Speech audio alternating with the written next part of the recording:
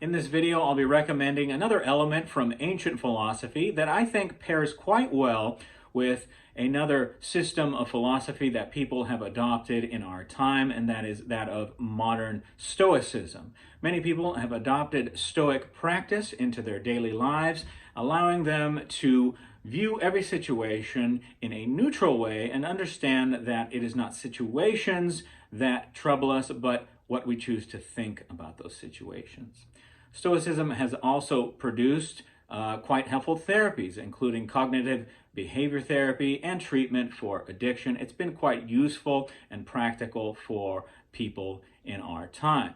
What it lacks, however, is a system of ethics. And in my opinion, we would do well to add Aristotle's system of ethics to Stoicism to allow us to not only view the world in the right way, but also to help us thrive and to function in the world in the best way possible so that we can live to our fullest potential. And so that's what I'll be talking about today. Now, most systems of philosophy include an explanation of the metaphysics, of the ontology, the nature of reality, how it views reality, as well as epistemology, our understanding of how we think that we come about to know things, and how we view knowledge in general. It also includes a system of ethics. Now, although Stoicism could be considered to be very useful, there is no real system of ethics that comes into play, no real rules for deciding what is right or wrong, as many other philosophical systems do. For example, when we talk about the philosophy of Immanuel Kant, we talk about the categorical imperative, and the rules for ethics there are, in fact, rules. We can look at a certain set of rules that Kant puts forward and decide if an action is right or wrong before the action is taken. In other words, the consequences are not of import. We can follow the set of rules that Kant has in place for us and decide if an action or something we do is considered ethical, right or wrong. And if you were to look at another system of ethics like utilitarianism, it is kind of the opposite. We know that something is right or wrong based on the consequences. And so if an action produces more good than it does bad, or more pleasure than it does pain, it's how we decide if something is right or wrong. So in that case, it's measured on a scale to decide if an action is right or wrong based on those consequences, whereas Kant's, you can decide beforehand. And this is according to a very specific set of rules. The system that I'm going to recommend that the Stoic practitioner adopts does not have any sort of rules to help us decide if an action is right or wrong. Rather, Aristotle encourages us to become good people, to work on our characters, to acquire various virtues. And once we do, we will simply know what it is to do the right thing because we will simply do it out of habit. And this comes through practice, through the acquisition of various traits, various virtues, that we practice throughout our lives till we get to the point where we are so efficient at practicing these virtues that we simply thrive in life. Or as Aristotle put it, we reach a state of eudaimonia, thriving, flourishing in life. Everything we do is the right thing to do. Everything we say is the right thing, right? And to get to this point, of course, like I said, is to practice. If you want to become a great guitarist, you're going to need to practice that guitar a lot until somebody considers you a skilled guitarist.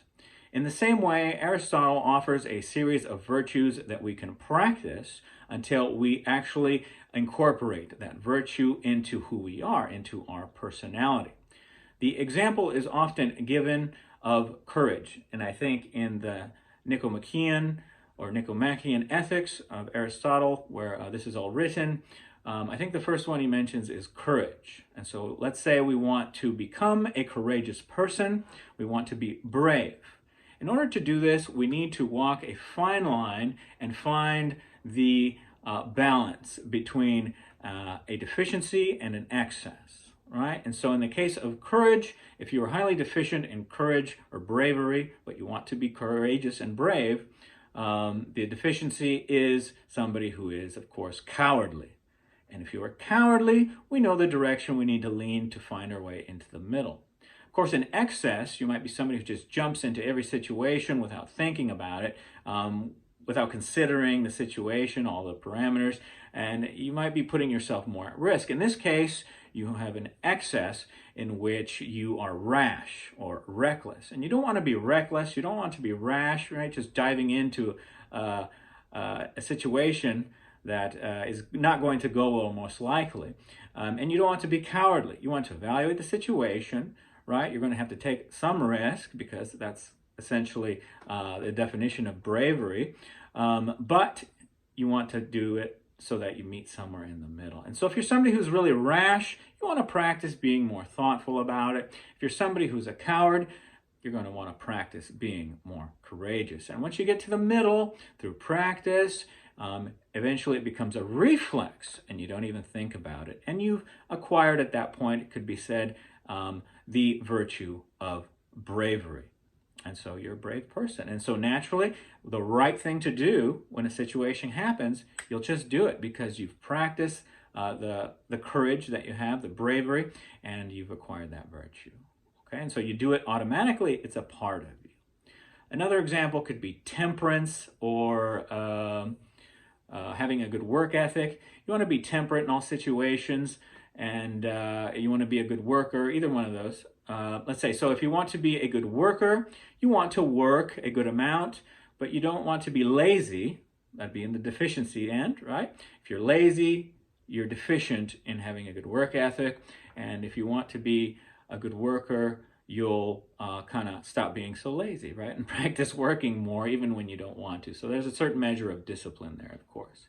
On the excess side is somebody who's working probably far too much to the point where it affects other areas of their life, or if this is you, is affecting other areas of your life.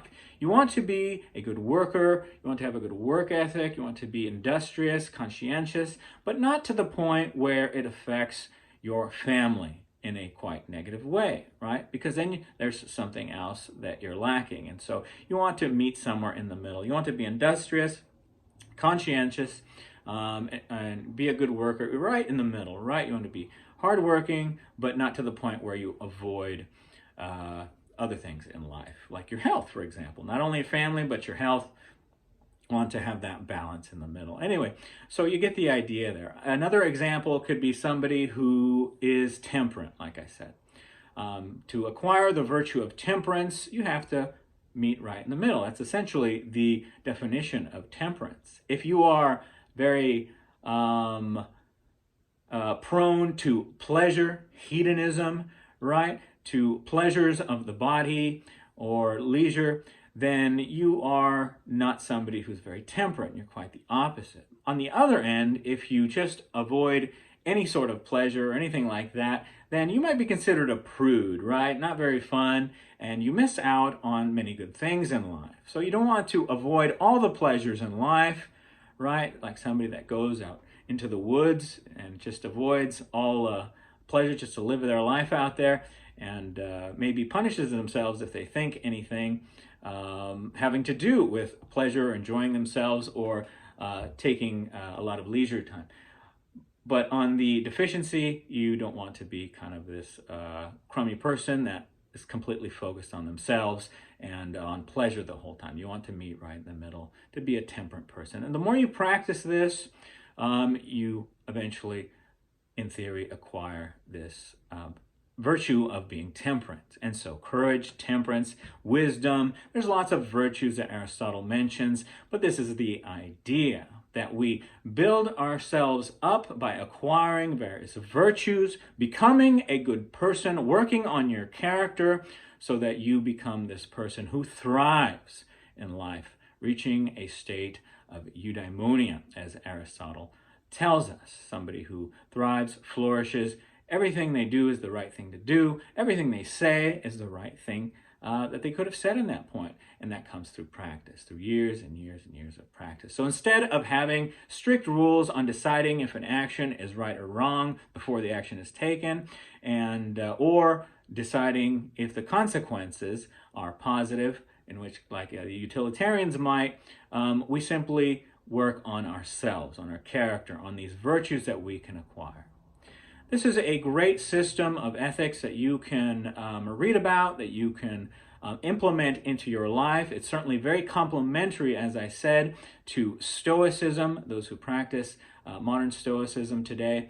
So not only will you be a person who can face any situation and come out all right on the other side because you view situations as neutral and understand that your thoughts are greatly influential on how that affects your feelings. If you see something as good, you're going to feel good things. If you see something as bad, you're going to spiral into these further thoughts of despair, right? Dive into the pits of despair, and you don't want to do that. So Stoicism is real helpful for that sort of thing, for changing the way we think so that we function more efficiently in life.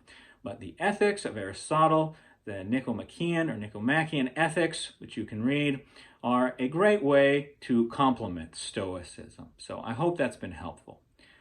If you found this video helpful or interesting, please be sure to share it. And of course, subscribe to this channel. That really helps me out. Also, interact with this video. Give this video a thumbs up. Leave a comment in the comment section. Tell me if you think that Aristotle's virtue ethics are a good complement to Stoicism, or if you practice it yourself.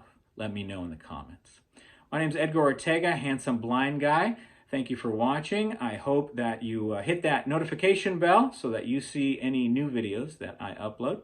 And until the next video, I'll see you, or you'll see me next time. We'll see you then.